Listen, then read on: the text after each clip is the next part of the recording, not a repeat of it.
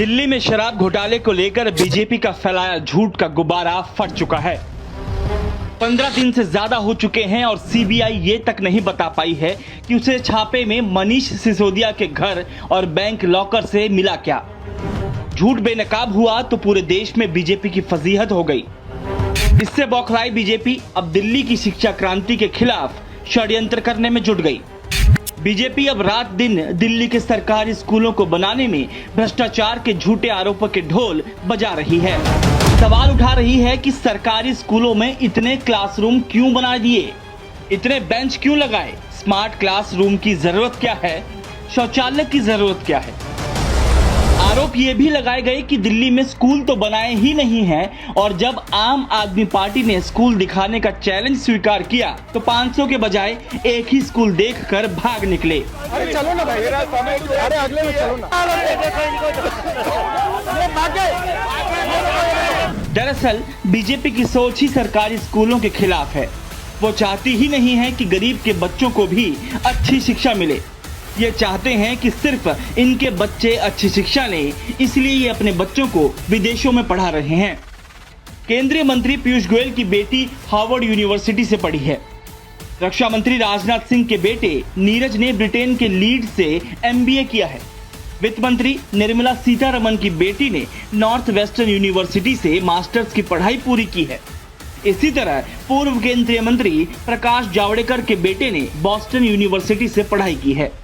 ये लिस्ट इतनी लंबी है कि लिखते लिखते सुबह से शाम हो जाएगी, लेकिन नाम नहीं खत्म होंगे। अब जिस बीजेपी के नेता अपने बच्चों को इंटरनेशनल स्कूलों में पढ़ाते हैं, विदेश की यूनिवर्सिटीज में शिक्षा दिलाते हैं, उन्हें सरकारी स्कूलों में अच्छी शिक्षा से क्या लेना देना।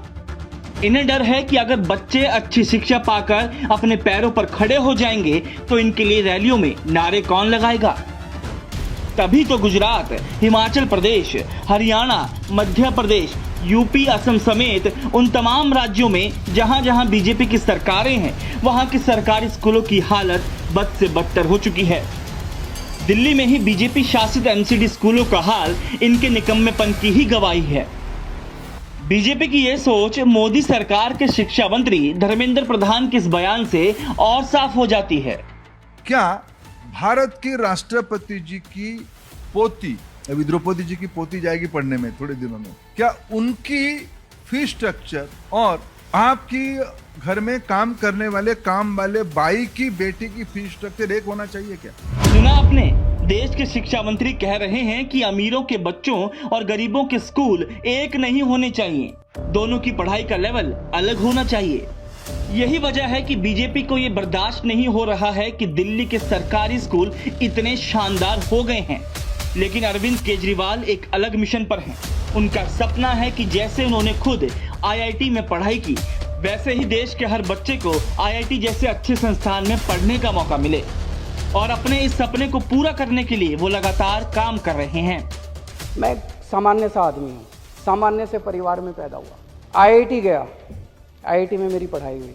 आज मैं जो कुछ भी हूँ, मैं समझता हूँ कि मैं मेरी शिक्षा की वजह से हूँ। आज मेरे दोनों बच्चे आईआईटी में पढ़ रहे हैं, दोनों अपने पैरों पे खड़े हैं, वो भी अपनी शिक्षा की वजह से। मेरा आज एक ही सपना है कि जो शिक्षा इस देश ने मेरे को दी, मेरे बच्चों को दी है, वो शिक्षा मैं इस देश के हर बच्चे को दिला पाऊँ मेरी जिंदगी में। और जो इन लोगों ने करना है कर ले, मेरे को गिरफ्तार करना है मेरे को भी कर ले, इसको करना है हम सबको जेल में डाल दें, हमें इसकी कोई परवाह नहीं है। यानी आम आदमी पार्टी का मकसद साफ है, इरादा पक्का है, नियत साफ है कि भारत को नंबर 1 बनाना है तो हर बच्चे को अच्छी शिक्षा देनी होगी।